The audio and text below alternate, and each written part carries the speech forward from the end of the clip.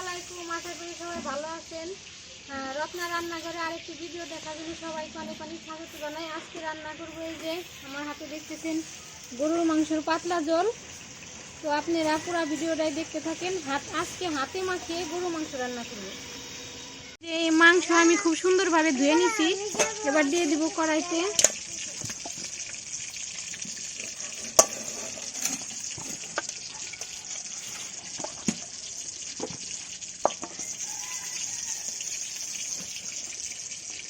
এই যে আমি দিয়ে দিতেছি লবঙ্গ, এলাচ, দারচিনি আর তেজপাতা। দিয়ে দিব আদা, রসুন, জিরে বাটা,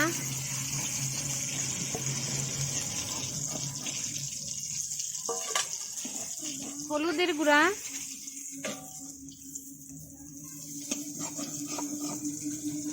মরিচের গুঁড়া,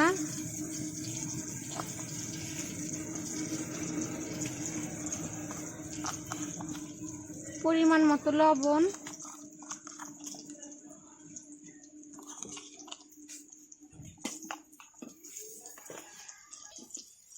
দিয়ে দিব কয়েকটা কাঁচামরিচ, পেঁয়াজ কুচি।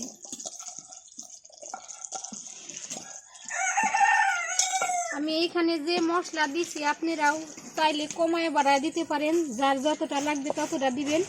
এখন আমি হাতের সাহায্যে চটকায় চটকায় খুব ভালোভাবে মাখাবো। মাখানিতেই মাংস মনে হবে অর্ধেক সেদ্ধ হয়ে গেছে। আর মাখিয়ে গরুর মাংস রান্না খাইতে কিন্তু বেশি মজা।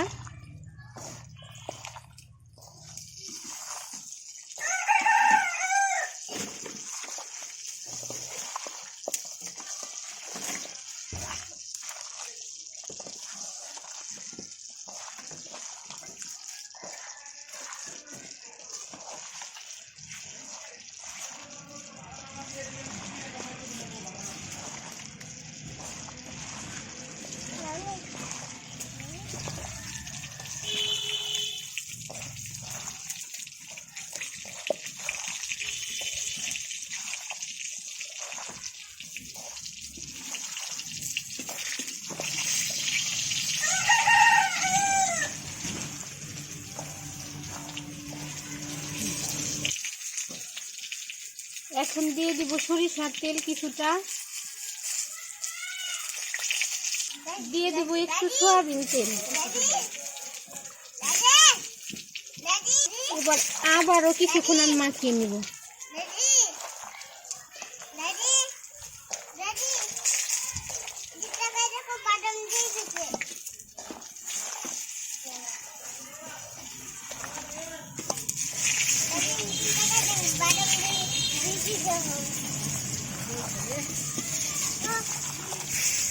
এই দেখেন বন্ধুরা, মাখানোর পর মনে হচ্ছে এমনিতেই সিদ্ধ হয়ে গেছে রান্না করার আগে।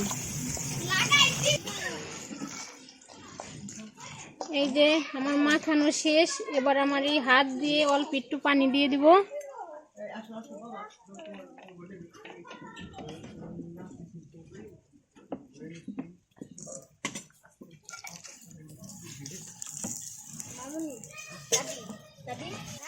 এবার এই যে ঢাকনা দিয়ে চাপা দিয়ে ঢেকে আমি প্রায় 20 মিনিট এইভাবে রেখে দিব। তারপর চুলায় বসা রান্না করব। ততক্ষণ আপনারা সাথেই থাকেন পুরো ভিডিওটা দেখার জন্য।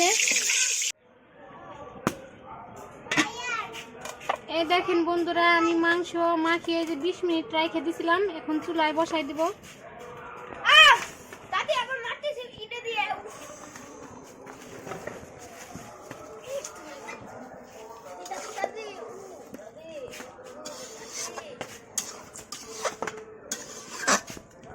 দেখেন মনে হইতেছে মাখানিতে অর্ধেক সেদ্ধ হয়ে গেছে।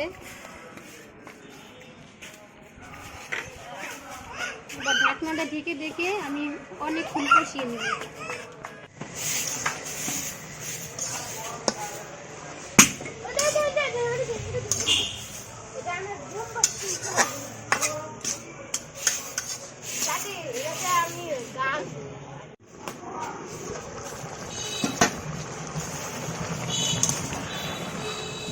কি যে সুন্দর একটা সেন্ট বাড়াইছে, মাখায় রান্না করার সেন্টই অন্যরকম হয়।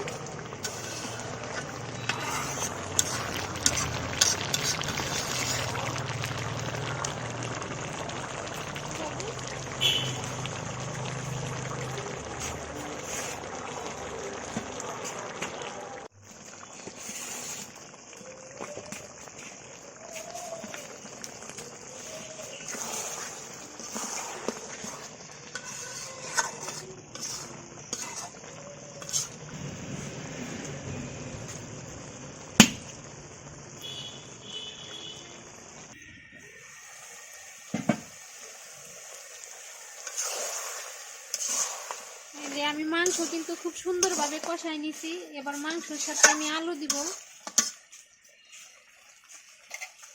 দিয়ে দিব এই যে আলু।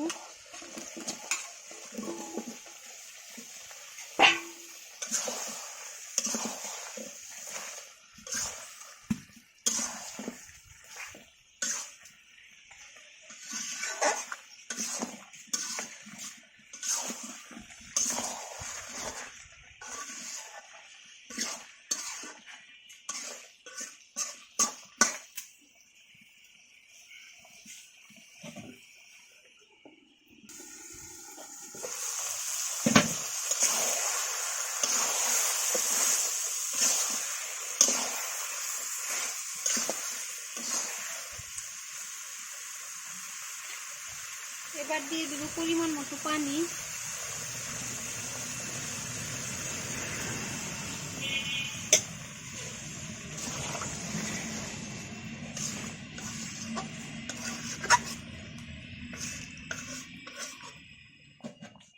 এবার ঢাকনা দিয়ে ঢেকে আমি আস্ত জালে কিছুক্ষণ রেখে দিব।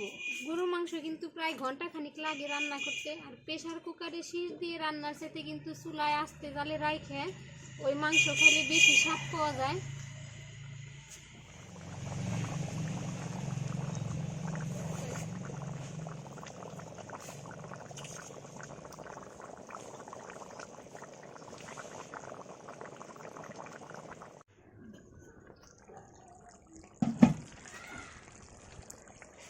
এই দেখেন বন্ধুরা, আমার গরু মাংস রান্না করা রেডি হয়ে গেছে। এবার নামিয়ে নিব, তারপরে খাওয়া দাওয়ার পালা।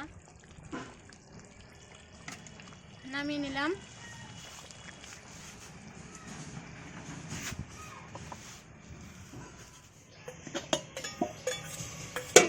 এই যে ভাত আর বেগুন ভাজি নিচ্ছি। এবার নিয়ে নিব এই যে গরু মাংস।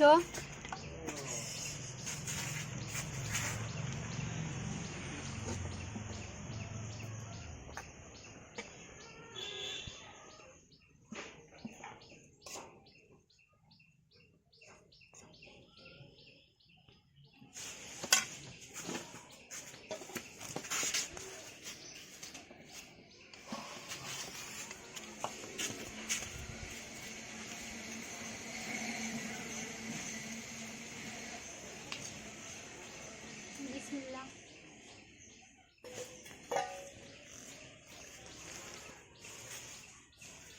এই দেখেন আমার গরুর মাংস ভাঙা দেখে বুঝতে পারবেন কতটা সেদ্ধ হয়েছে। অনেকদিন পর আজকে গরুর মাংস রান্না করলাম, তাও আবার মাখিয়ে রান্না করলাম। মাংসটা মাখায় এরকম চুলার উপর আস্তে জালে রাখে সেদ্ধ করলে দেখেন হাত দিয়ে ছাড়ানো যাইতেছে, এত পরিমাণ সেদ্ধ হয়েছে। আর